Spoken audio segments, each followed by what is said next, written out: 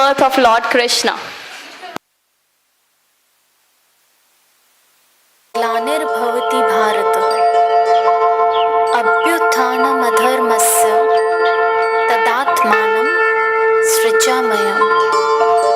अर्थात हे भारतवंशी अर्जुन, जब जब धर्म की हानि और अधर्म की वृद्धि होती है, तब तब मैं अपने आप को साकार रूप से प्रकट करता हूँ। एक समय की बात है, मथुरा राज्य में उग्रसेन नाम का एक राजा था। उसने अपनी पुत्री देवकी का विवाह वासुदेव नाम के युवक से तय किया। देवकी का भाई कंस, जो कि बहुत ही क्रूर, दुष्ट और निर्दयी था, देवकी से अत्यंत प्रेम करता था। इसीलिए विवाह संपन्न होने के बाद कंस स्वयं उसको छोड़ने ससुराल गया। जब वह रथ में जा रहे थे, तब बीच रास्ते में उनको आकाशवाणी सुनाई दी।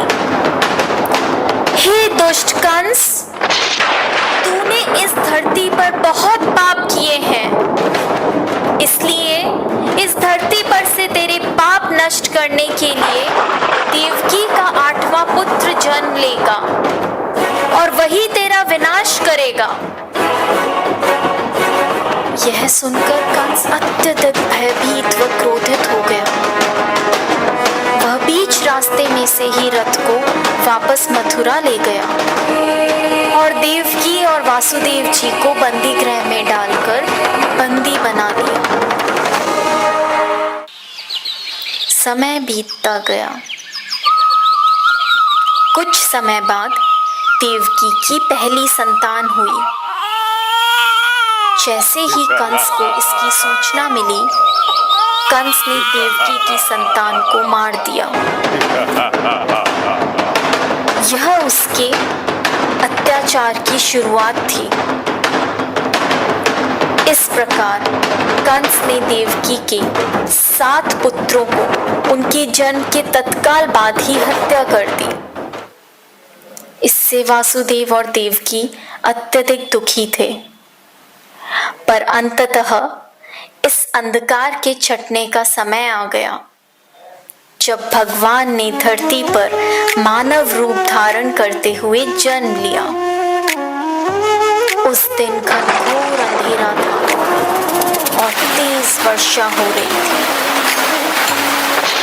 ऐसे लग्न में भगवान ने धरती पर देवकी की 8वीं संतान बनकर बालक रूप में जन्म लिया।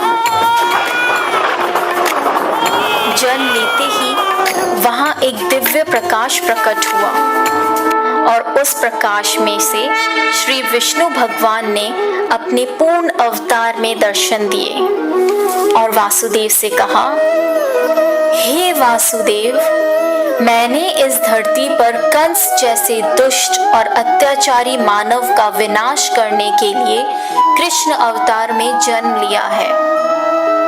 अतः मैं आपसे विनती करता हूँ कि आपके दोस्त नंद के घर ले चलें, जहाँ उनकी पत्नी यशोदा ने बालिका को जन्म लिया है। उस बालिका को यहाँ ले आकर मुझे यशोदा के बगल में सुला दें। ऐसा बोलकर भगवान अंतर्ध्यान हो गए। भगवान ने एक शिशु का रूप धारण किया और एक चमत्कार हुआ। वासुदेव और देवकी बेड़ी मुक्त हो गए। कारागार के द्वार अपने आप खुल गए। जेल प्रहरी गहरी निद्रा में सो गए और ऐसे समय वासुदेव उस बालक को लेकर नंद के घर चल पड़े।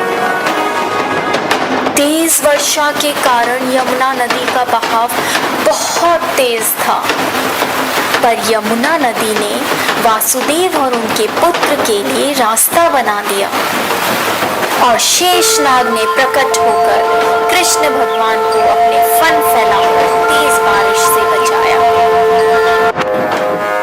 आखिरकार वे नंद के गांव पहुंचे। कृष्ण को यशोदा की बगल में लेटाकर उनकी पुत्री को वापस बंदी गृह ले आए।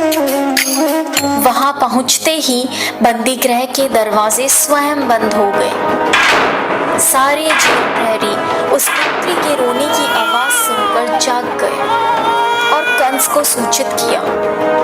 जब कंस को सूचना मिली कि वासुदेव जी की 8वीं संतान पुत्री हुई है, तो कंस उस पुत्री को मारने लगा।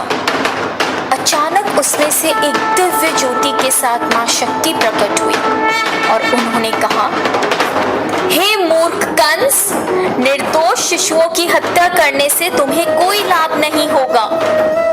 तुझे मारने वाला इस धरती पर जन्म ले चुका है।